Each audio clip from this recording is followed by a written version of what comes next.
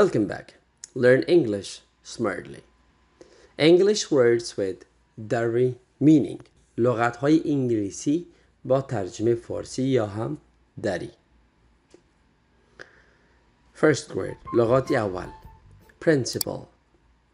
Principle. اصلی. Interview. Interview. مصاحبه کردن. Interview. مصاحبه کردن.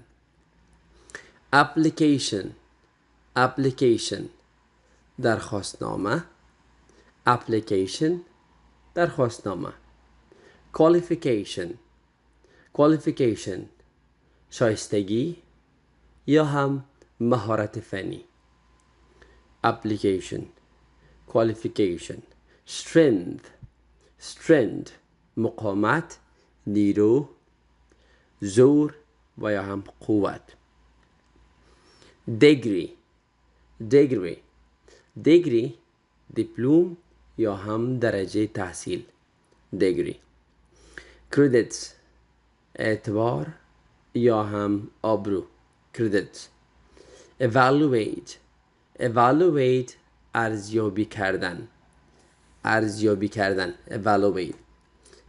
Grade به معنی نمره دادن. Excursion. Excursion به معنی گردش، گشت یا هم سیر. Let's listen to the English word again.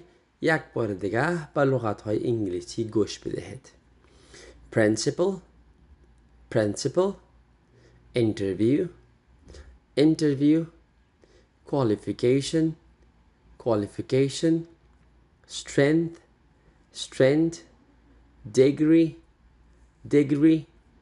Credits. Evaluate. Grade. Grade.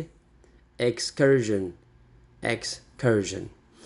اگر از لغت ها خوشتان آمد لطفاً چنل ما را سابسکرایب بکنید. تشکر.